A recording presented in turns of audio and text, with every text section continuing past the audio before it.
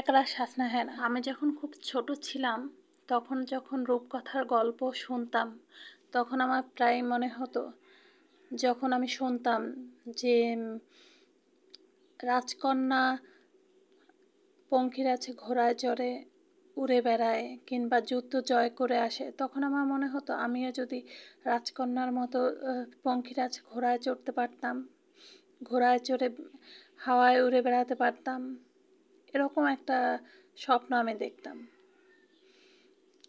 তো মানুষের স্বপ্নের তো শেষ নাই। তো আমি দাদাবাড়ি ছিলাম, যখন আমরা সবাই গ্রামে ছিলাম দাদা দাদুর সাথে দাদাবাড়ি ছিলাম, তখন প্রায় সময় আকাশের দিকে তাকিয়ে ভাবতাম চাঁদ মামার দেশে আমার বাড়ি। সেখানে আমি বাড়ির পাশে, বাড়ির সাথে আমার একটা উঠোন, সেই উঠোনে আমি ধান পা দিয়ে নাড়তাম। এরকম অনেক অবাস্তব কল্পনা আমি করতাম। আমি খুব কল্পনাপ্রবণ ছিলাম, এখনও খুব কল্পনাপ্রবণ। সারাক্ষণ এটা ওটা কল্পনা করতেই থাকি। সেই উঠোনে আমি ধান পা দিয়ে নাড়ছি।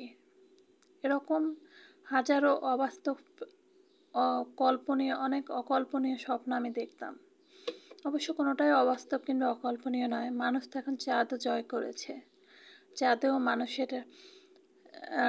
মানুষের চাঁদেও প্রাণীর অস্তিত্ব পাওয়া গেছে।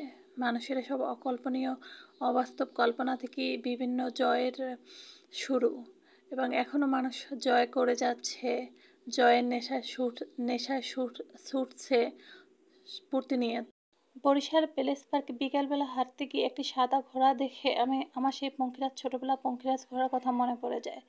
আমি আর নিজেকে সামলাতে পারি না। আমি চেপে বসি, আমি উঠে বসি সেই ঘোড়াটির উপর, এবং রাজ্য জয় করে মনে হয় আমি এর আগে একটা ভিডিও দিয়েছি, যেটা এডিট ছাড়া ফুল ভিডিওটা দিয়ে দিয়েছি। তারপর ভাবলাম যে আমার এই কল্পনার কথা, আমার এই স্বপ্নের কথা আপনাদের সাথে শেয়ার করি, তাই এই ভিডিওটা দেওয়া। এডিট করে ভিডিওটা একটু কাটছাট করে তারপর আপনাদের মাঝে দিলাম।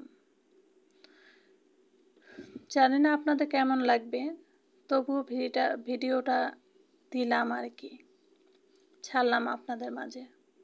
যদি আপনাদের ভালো লাগে অবশ্যই লাইক, কমেন্ট এবং শেয়ার করবেন,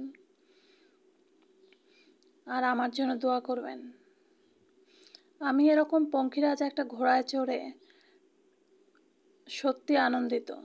আমি যখন সাদা ঘোড়াটায় উঠি তখন আমার খুব ভয় লাগছিল যে আমি পড়ে যাব, কিন্তু না, আমি যখনই ঘোড়াটা চক্কর দিয়ে ফিরে আসে তখন আমার এত ভালো লাগে, মনে হয় যেন আমি যুদ্ধ জয় করে এসেছি, আমি আমার কল্পনা জয় করে ফিরে এসেছি। সেই ছোটোবেলার কল্পনা আমার এত আনন্দিত হয়ে আমি যা বলে আপনাদের বোঝাতে পারবো না। যাই হোক, বাসায় ফিরলাম একরাশ হাসনাহেনা নিয়ে, হাসনাহেনা গন্ধে ঘর মৌমৌ।